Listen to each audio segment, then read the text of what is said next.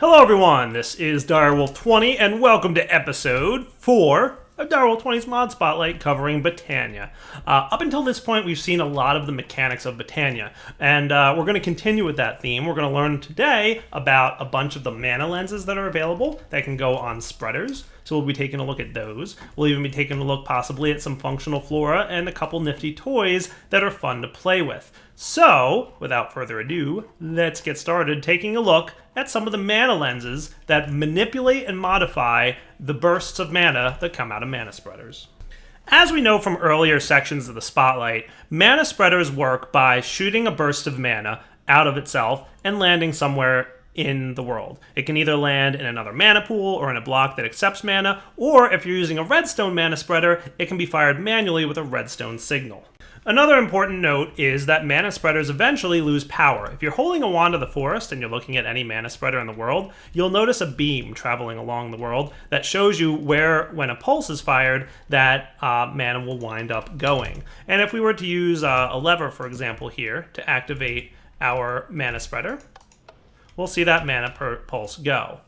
Once it gets to a certain point in the world, it gets much thinner and it peters out. That's the point at which mana loss occurs. You'll start to lose mana once it gets to that point, and if you're holding a wand of the forest in your hand, you'll see that little point visually represented by a small spark. At this point, your mana burst will start to lose power and eventually dissipate.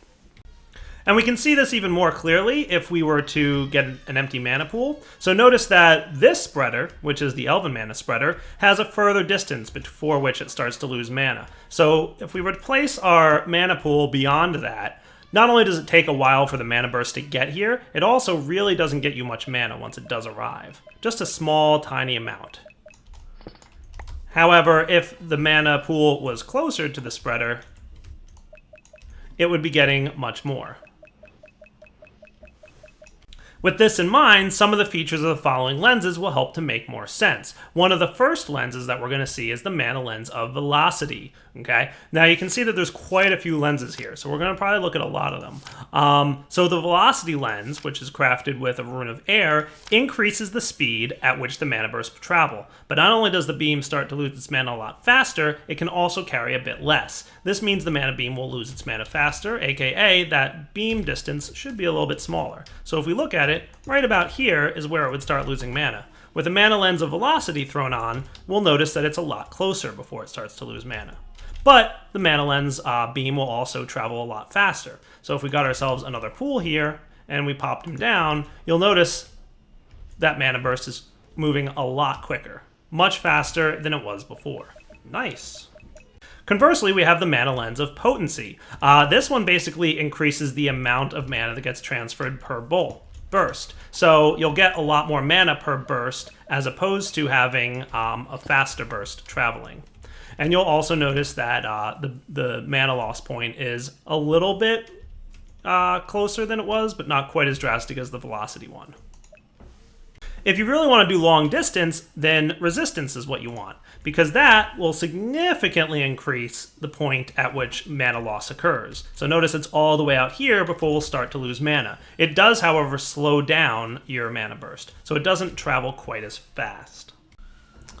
Efficiency will decrease the amount of time that it takes for the mana burst to start losing mana, but it'll also do so at a much slower rate. So you'll be able to go further beyond. See how that beam is going much further? It goes beyond that mana loss point, but it'll definitely lose it a lot slower. So that's another option if you want to do long-range mana transfer.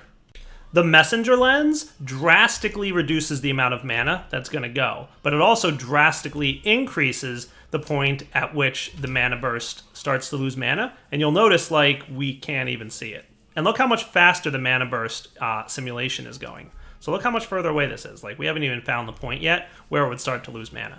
And it only sends a really, really tiny packet of mana. This is useful. There's some blocks that we haven't seen yet that are activated by a mana burst. For example, the Drum of the Wild. When it receives a mana burst, it does something. If you don't want to use a large amount of mana for that, you can use this lens of the messenger, and then you'll have a really long distance without any loss, but it'll also use a very small amount of mana, saving your mana for more useful purposes.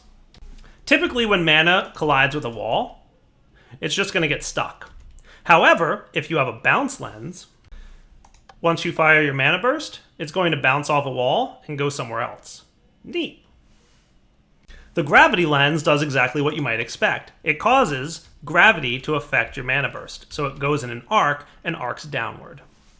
This might be useful if you had a block behind this one that you wanted to hit with the mana burst. You could arc it upwards and then it would arc downwards and hit that block. There's also some functional things you can do. For example, the bore lens will help to allow mana bursts to break blocks. Neat. It also dissipates the mana every time that happens, so eventually you'll run out of that mana burst. We'll see that happen now. It'll eventually weaken and weaken and weaken. It'll get to the point where it can't break any more blocks. A subsequent mana burst would break it, though. You can also damage entities with it with a damaging lens. It won't hurt the player, but it will hurt other entities. For example, a cow. Neat. The Phantom Lens is a pretty useful block as well. It allows mana bursts to travel through blocks instead of bouncing off or getting stopped by them. So with a Phantom Lens, mana bursts can travel through solid blocks. The Magnetizing Lens is an interesting one. It allows the mana burst to home in on or make its way towards any blocks that can receive mana. So this diluted mana pool here can receive mana, so any mana bursts fired from this will kind of magnetize towards the block that can receive it. Entropic Mana Lens probably does what you might expect. A little bit of an explosion occurs whenever it collides with a block that can't accept mana. The Influence Lens, pretty interesting little mana lens here. If there's items on the ground nearby to the mana burst, it will influence them, including experience orbs and a few other things, and basically it'll help to push those items in that direction. Nice. It doesn't work on entities like cows, though. The Weight Lens, also interesting one. Any mana burst that collides with a block will cause that block to fall in much the same way that gravity affects sand and gravel. Cool. The Kindle Lens lights things on fire. Cool. If you'd like your mana burst to act like a piston, use a Force Lens. When the mana burst from a flash lens hits a block, it'll create a little flame in that location, and that flame will emit light. If the flash lens hits one of those existing flames, it extinguishes it. You can also extinguish it by just hitting it with any tool. The Paint Slinger Lens, pretty neat. This is one of the first lenses that comes out of the Elven Portal. Basically, you combine it with some kind of dye, like lapis, for example, and whenever the mana burst from that Paint Slinger lens collides with a block that can be dyed, it'll instantly dye that block and any attached blocks. The Force Relay is an interesting block from Botania. It allows you to bind this block to other blocks in the world, and any piston force that's applied to this block, the Force Relay, will affect the other block in the world. To bind it, simply right-click with one and bind it to the other. Now, when you have a piston, for example, and you want to push that block using a lever, notice that it pushes the block. Neat. And if we were to bind it the other direction, it would push the other direction as well. So all we have to do is apply the piston force here, and you're good to go. Pretty neat. Why do I mention this block now? Because there's a there's a lens called Warp. And basically what this does is any mana burst colliding with one of these force relays will automatically redirect it to the block that it's bound to. Neat. It should be noted that if you remove the block that it's bound to, the mana burst will be allowed to continue along its way. Cool. The Redirection Lens. Pretty neat. When you fire the Redirection Lens at a mana spreader, it will force the mana spreader to point at the block that the mana burst came from. The Celebratory Mana Lens creates a firework. Woot! And also, if you dye the mana burst, you can see there will be different fireworks that are shot. So this was a red one, obviously, so we get a red firework. But if you were to dye the mana burst, you could totally get different colored fireworks. Super cool. And finally, there's the Mana Lens Flare. This works a little differently than some of the other ones. When you just put it here, it just creates this nifty little particle effect coming out of the mana spreader. The mana spreader no longer sends mana bursts. This is just for visual stuff. It's pretty neat looking too. And you can also dye this with different colors. Cool. So for example, if we dyed it blue, you'd see you get blue particle effects. And then we have the tripwire mana lens. What this does is it goes ahead and fires a mana burst whenever there's a player in the path of where the mana burst would go. In this case, we're going to want to have a mana pool somewhere along the path line here. And then when I stand in the way, it'll only fire when there's a player or other entity nearby. If there's not, then it won't fire. Neat. So as you can see, there's a lot of really neat and useful lenses. Some of them are more interesting or unique than others. So some of them could be like occasionally used for some very specific purposes, but some of the other ones are really cool and powerful. The next thing I want to show you is the Mana Blaster. Woot! The Mana Blaster is really cool. Basically, it's a handheld mana spreader. Kaboom! It can fire a Mana Blast. Sweet. And you can see that we just gave our diluted pool some mana. It doesn't hold a huge amount of mana. It'll fire from your mana holding items in your inventory. So we've got the creative thing here. That's basically where it's going from, right? Boom. No problemo.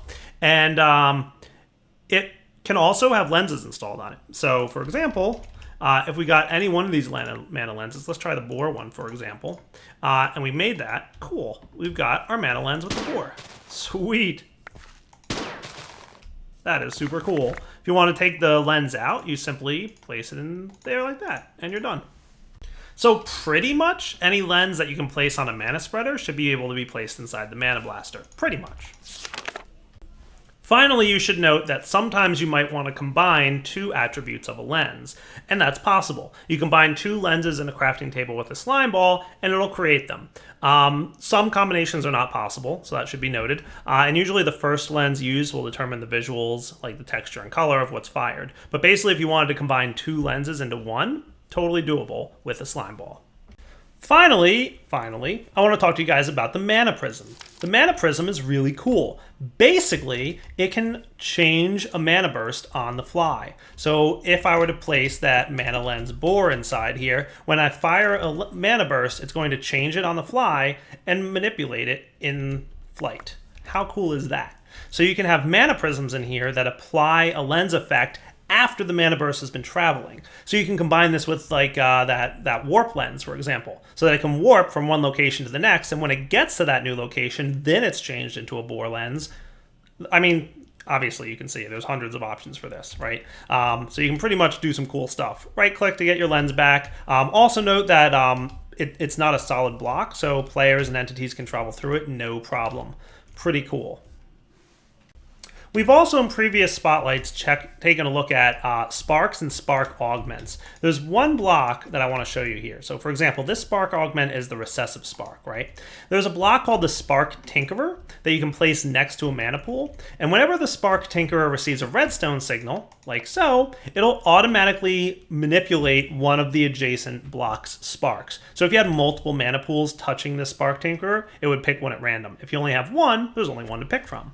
What it'll do is it'll swap whatever it currently has with the spark in the pool. So for example, right now we swapped empty with what was already in the pool, which is recessive. If we flip it again, it'll place the recessive one in there, and this one will be empty again. You can manipulate the Spark Tinkerer with regular item transfer methods like hoppers, and you can also do other things. So if you wanted this to be isolated instead, just there you go, and now it's swapped. Cool. In addition to a bunch of really crazy and cool things that you can do with mana bursts, there's a bunch of functional flowers. We've looked at a few of them, but there's a large number of functional flowers we haven't had a chance to take a look at. But now we can, because we have access to most of them. So let's go through all the functional flowers that are available in Botania. When in doubt, make sure to look up the entry for the Hopper Hawk or whatever items you're looking at inside the Lexicon Botania. The first one we're taking a look at is the Hopper Hawk. We've already looked at this one briefly, but I want to make sure to cover it. Basically, you can drop items on the ground, and the Hopper Hawk will automatically place those items inside an adjacent chest. So, drop items on ground, and the items will be sucked up and placed in the chest very shortly. Nice. You can see by looking at, obviously, if you're in bind mode even, you can stick to it. There we go. And see what the radius is. When the Hopper Hawk is fed from a nearby mana pool, it'll be a large radius. And if it's not fed from a nearby mana pool, it'll be a smaller radius. Another thing that you can do with flowers, and this will pretty much apply for most flowers that have a radius, so check them out, is if you want it to be a smaller radius, you can drop it into a mana pool with an alchemy catalyst underneath. The alchemy catalyst adds a bunch of functionality to mana pools, and we'll cover some of that shortly. But for now, note that if you drop any flower in there, you'll get a tiny version of the flower, a petite version. And what that does is basically the exact same thing, except it has a smaller radius. So the smaller flower, smaller radius. And that applies to many of the flowers we're going to be looking at going forward. The daffodil is pretty cool. It'll basically push any items in the direction that the daffodil is facing, and you can shift right-click it to change its direction. You'll also notice that there's some very subtle wind particle effects coming off of it, and that'll help you indicate what direction it's going as well if you don't have the little monocle yet. The Karpis. I'm going to have trouble with some of these. Is cool. What it does is it'll pick up any blocks that are dropped in the world in item form and place them as a block on top of any blocks around. And the way to specify that is placing the block that you want it to place on top of underneath the block the flower is currently on. What? Let me show you. Basically, underneath the grass block that the flower is planted on, place a piece of wool. Now, place, for example, a piece of wool somewhere in the world. When you drop an item, a block item in the form of an item, the Karpis will pick that up and automatically place it in the world on top of the wool block, because the wool block here matches that wool block. Cool? And you should be able to do this multiple times. This is definitely a neat way to automate some things. You can automate, for example, the wood and living rock stuff over here with pure daisies. Pretty awesome, right? The tiger's eye, pretty nice flower, basically makes creepers run away from you. Haha, and prevents them from being able to explode inside the area of effect. So keep in mind that there's absolutely an area of effect on this thing, and any creepers within that area of effect will not be allowed to explode and will run away from you. Similar to when there's a cat nearby. Sweet. If you'd like to build underwater, then what you want to do is plant a bubble.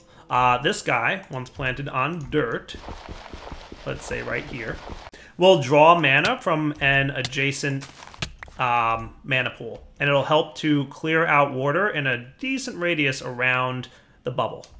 Nice. So you can see that we've now got an underwater area here that's pretty well cleared out. Sweet.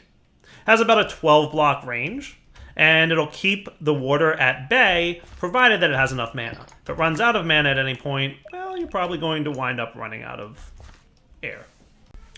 This flower, the High Side Dream, is pretty interesting. It causes nearby enemies to attack each other instead of you.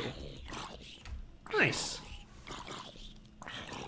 The Lunium is a flower that you guys might remember from prior versions of Botania. It basically spawns dungeon loot. However, it's changed in this version. When placed down, it'll drain a lot of mana from nearby pools. Instead of just giving you the loot, it spawns a challenging monster with some buffed effects, and that monster will thereby drop that random dungeon loot. So, oh boy, Enderman. A tougher Enderman? No thank you, sir.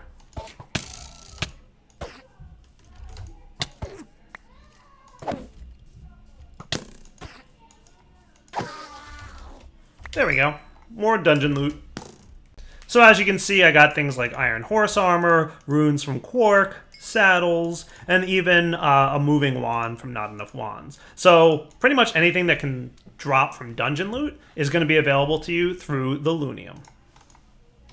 The High Assidius will, according to the book, automatically poison any nearby monsters, bringing them down to their knees so that they can be killed in one hit.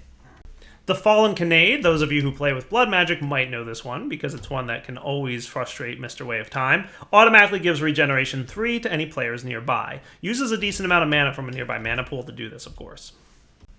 Ah, my enemy's the Enderman. Take this, buddy. The Vinculatus will automatically cause, anytime an Enderman would otherwise attack or teleport around, instead of being able to teleport, they'll teleport directly to the flower instead of their intended destination. So it basically disrupts the teleportation abilities of any Enderman.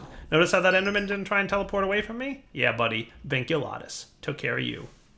The Bergamute will mute nearby animals. So for example, if you have a few cows nearby and you don't want to hear their mooing, simply place the Bergamute nearby and you can barely hear them.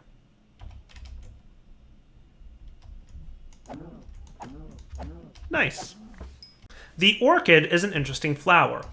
Basically, all it's going to do is convert stone into any random type of ore that's available currently to you in the game. So anything that would normally be generated in the terrain or in the world will be converted from stone into that. It uses a decent amount of mana to do this, so keep that in mind. However, it's a neat way to generate some ores. So we just got some lead ore from Industrial Craft, so clearly it works on other mods' ores, and it's a pretty nice way of getting yourself some good stuff.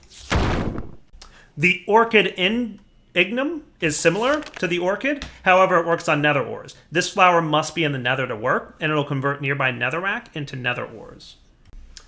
The Metamorphosis is going to use a lot less mana, and basically it converts your nearby stone into metamorphic stone. Cool.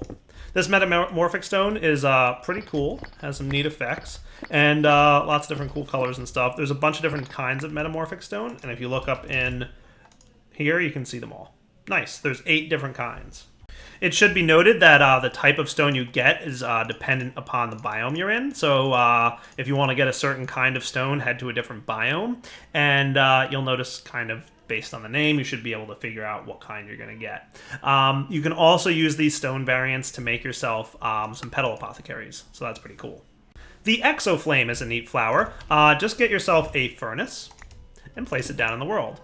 Now, what you can do is basically power the furnace automatically without fuel from the Exoflame. So the Exoflame, getting its mana from a nearby mana pool, which we can see there, is fueling your furnace for you. Nice. You might notice that there's also a decent speed boost attributed to the furnace thanks to the Exoflame. The Polydesiac will automatically pick up any food items nearby and feed them to your cows, or any other creatures that could be fed, and help them to breed. And if you want to keep those animals nearby, go ahead and place down a Tangleberry. They won't be able to get out of the area of effect of the flower. You'll see them trapped inside that flower's radius. Neat. Nice way to set up a farm without actually having to use fences. The reverse flower of that is the Gyulia. What this does is basically pretty much the exact opposite, both for enemies like spiders and for creatures like maybe cows or whatever. So if we take a look at the radius of this guy, and maybe we bound to this flower so we can see it, we'll go ahead and hit that spider. He won't be allowed inside the radius of the flower. He is kept at bay. Neat. And of course it uses a little bit of mana from the attached pool. We already saw the Dreadthorn in a previous spotlight. Basically, it hurts only adult animals nearby. Those of you having trouble getting some of the petals that you're going to need for all these flowers might as well place down a Jaded Amaranthus. What this does is spontaneously generate, for the cost of some mana from a nearby pool, mystical flowers. And it does it in the area of effect here. Sweet. The Spectranthemum is pretty neat. You can bind it to any block in the world, say here, and then any items that are dropped nearby will be teleported over to that destination. Cool. This is a neat way to maybe pick up items and have them teleported somewhere. This might be a nice way to handle the wheat that can be fed to the cows using the other flowers that we saw. The Metamone is a pretty neat flower for offensive attacks. It'll pretty much completely stop an entity's ability to move. So you'll notice that this spider is having a lot of trouble moving. He can jump, but he can't move once he's on the ground. So it applies a pretty nasty slowness effect. Creatures like zombies and skeletons that don't really jump, definitely fully halted. Nice. Alright guys, and I think that's a good wrapping up point for part 4 of the Botania Mod Spotlight. We took a look at all the mana lenses and all the functional flowers that are available to you through Botania. Hope you guys enjoyed checking out the Mod Spotlight. There's much more to cover. We haven't taken a look at the baubles yet. We haven't taken a look at a lot of things. So we will be back in part 5 to look at some of the other cool items. There's still wands and staffs and baubles and ender stuff. There's red string. There's a whole item sorting system. Like, there's just crazy amount of stuff. Like, I don't even know how many Spotlight episodes this will be. At this point, my guess is 7, but it might even be more than that. So lots more in Botania. Obviously, some of the things we've seen today can go a long way towards automating a lot of stuff. You could have an animal farm with Botania, purely automated. In fact, I think almost every feature of Minecraft can probably be automated with Botania, using a combination of mana lenses and functional flowers and all kinds of other stuff. And again, we haven't even looked at all the other cool toys that are available. So for now, Darryl20 signing off. Hope you guys enjoyed the Botania Spotlight. Part 4, take it easy.